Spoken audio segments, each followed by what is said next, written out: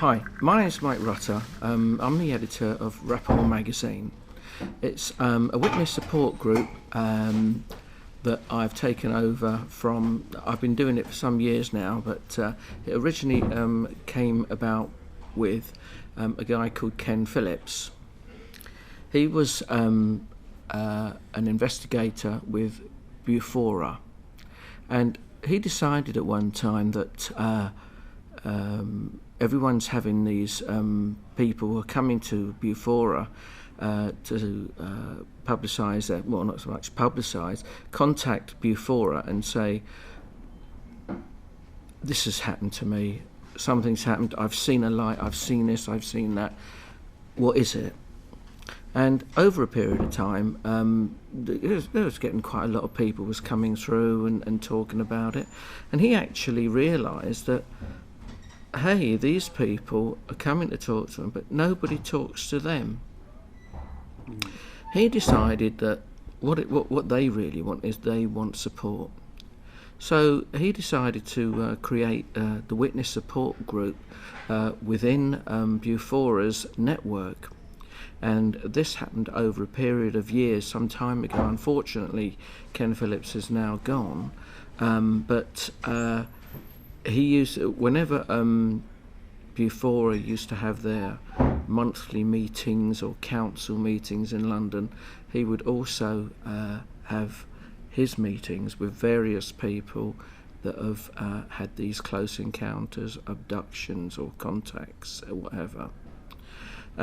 So he, while he was doing this, he decided to try and help by having by building a magazine, and this magazine was called Rapport. And over a period of years, well, in actual fact, the first major calamity was that, unfortunately, that Ken did die when there was a UFO conference down in Wales some years ago, and he actually died down there. And then we had a couple of editors from there. There was a guy called James Millen, who eventually had to give it up through ill health. And James at one time said he'd like someone to come forward, to which I came forward. Now, not only do I run the magazine, but also it is slightly different now, but from an earlier time, people were actually didn't know what to do, they didn't know what they'd seen, they didn't know how to deal with it. They didn't know people didn't know who to ring up to find out what was going on. So Ken Phillips and James Millen decided to avail themselves so that people could ring them up on the phone. People who had disturbances, disturbed nightmares, etc., they offered themselves. Now, like myself, when I took over the magazine also, I put myself in that position as well. So therefore, we were, or you could almost call us counsellors, but we was able to say to them what it could be. How do you feel about it?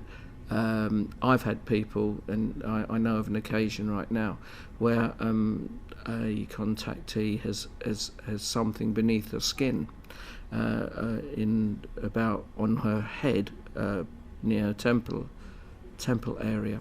Now, we're able to at least talk to them, but unfortunately we cannot go down any road to say, right, we'll do some hypnosis on you, we'll extract this, what you've got, we'll put a plaster on the parts that you need doing.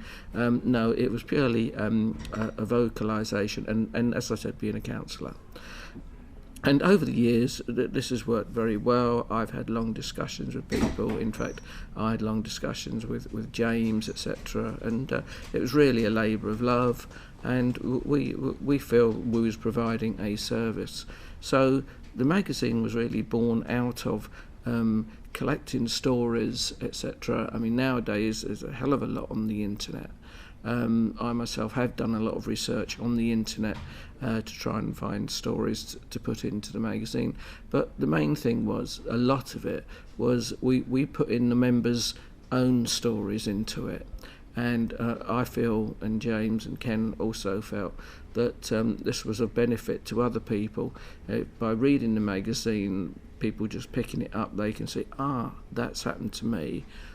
And then what would happen then? The magazine would act as a conduit to provide a link so that people can get in touch with other members and they can discuss over what's happened to them. And this is still happening today. Friendships have been born and have grown and they've spoken to these people for some time, and lots of big friendships have happened, and so it's been a good thing. So the magazine runs on a bi-monthly during the year, and I'm still basically doing the same sort of thing, i.e.